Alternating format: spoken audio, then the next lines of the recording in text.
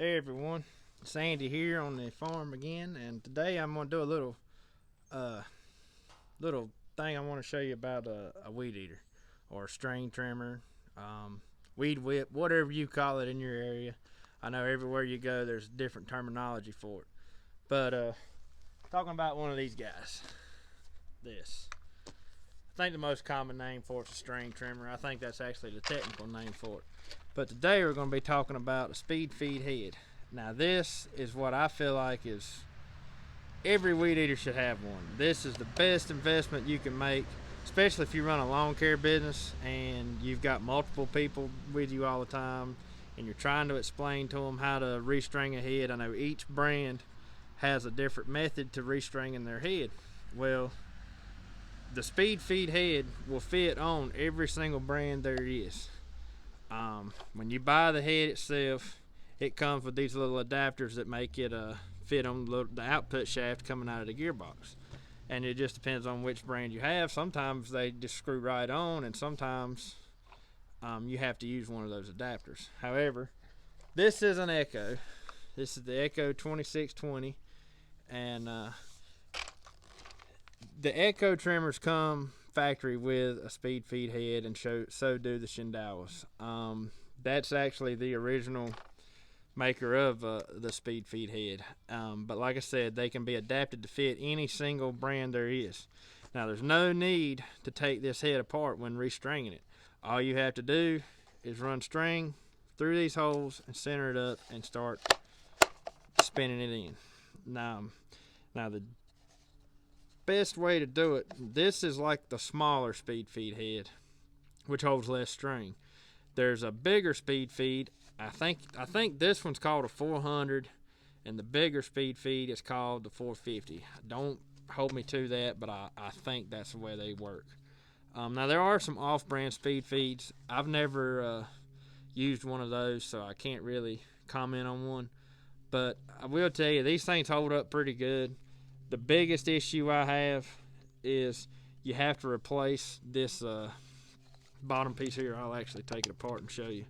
It just pops out, and you have to replace that on occasion because after bumping against the ground, this spring starts to push through this piece right here, and then once that happens, you can't use it anymore. However, you can buy these, just the cap, just like that, and all it does is snap right back in.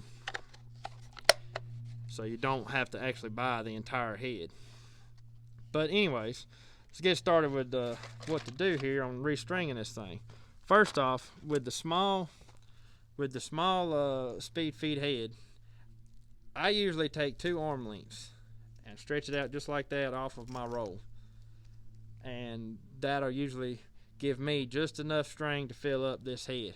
Now, it will hold more string than that, but you don't want to try to overcrowd it, because if you force string up into this thing after it gets too full, it'll kind of mesh together and it'll make a mess. So don't do that.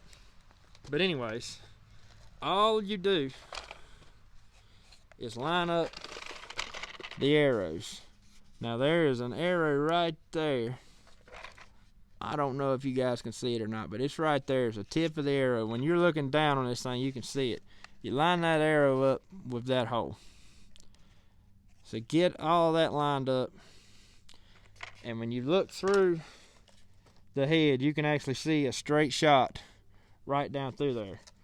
And you're going to want to feed your string. Now, I've also noticed that it helps a ton if you have, especially when you're getting low on your roll, your string gets really curly like this. So it helps a ton if you keep that curved in, pointed towards the base of the head. So like when you insert it like this to where that point, that curl is pointing towards the top. And the reason for that is because when you point it the other way, there's things across the bottom there. It works, but there's things across the bottom there that'll kind of catch it and not let it slide through. So when you do that, it'll come out the other side. Then I always take and back up from my trimmer, holding both ends in my hand, just like so, and meet them up out here at the end to where they're even with each other. Then bring your head back around, and you can start turning on it.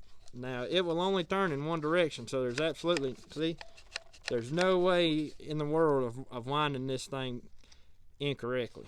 So you turn it the only way it will turn, unless your internal parts are wrong. If the internal parts in there are put in there wrong, it will turn the wrong way, and you'll have to actually take the head apart and fix it. But there's arrows inside there to line everything up the way it's supposed to turn. So you go ahead and just wind it up.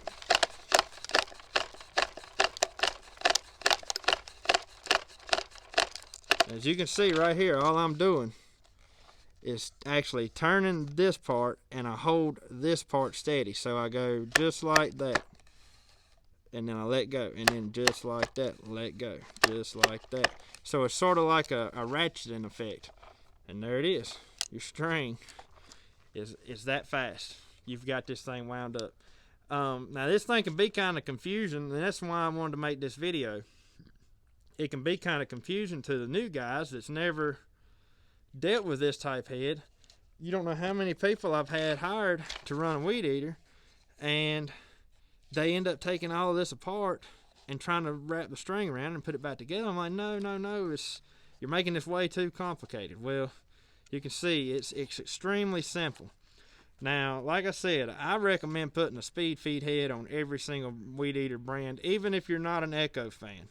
You know, I am an Echo fan. I like the Echoes. But even if you don't like an Echo, you run a Steel or Husqvarna or Red Max, whatever brand you might run, I would put a speed feed head on it. I've got friends who are die-hard Steel people, but they still run an Echo speed feed head, just for this simple reason. You can have this thing restrung in less than a minute. If you've got an experienced guy that knows exactly what he's doing, I mean, you can just bam, right back to action. And I'll always keep enough string round up in my pocket, stuff it down in my back pocket, especially if I know I'm going to be trimming for a while. And I know it's been a while since I've refilled my head. So when you run out, pull that string out of your pocket and thread it through, wind it up, and you go right back to work. Now, one other little cool tool I wanted to show you here today. I don't know if any of you guys have ever seen one of these. I know Steel makes one. This one, I think, is an Oregon. I'm not 100% sure where this one came from. I actually think I picked this one up at a trade show. But it just fits right on a key ring or anything. I keep this little guy strapped to my trailer at all times. And all this is a little tool to use to cut your string. So you bend your string around like that, slide it down on top, and it snaps it right in two. And it's just there's a little razor blade up in the top there, and as you bend that string, I guess it puts just enough force on it to when it cuts it, it'll cut it right in two. That's the handiest thing ever, because nobody that ever works for me has a knife on them. They're always like, hey man, let me borrow your knife, I gotta cut some string. Well, that fixed everything. Like I said, we keep this on the trailer, right below the weed eater spool where we store our weed eater string, and it's there all the time, and it's always there for whoever needs to cut string off.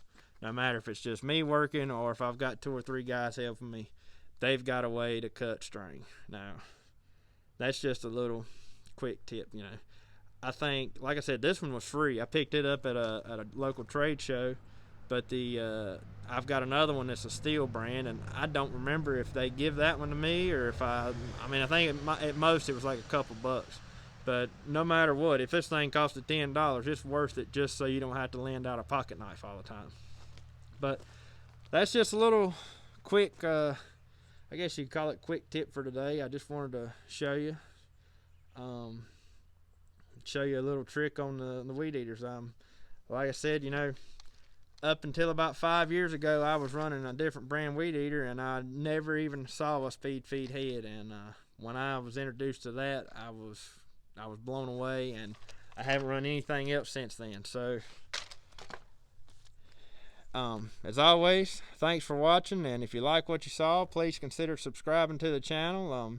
You know, we're always doing farming stuff and lawn care stuff, so it's a little bit of a mixture of both. But Anyways, thanks for watching, and we'll catch you on the next one.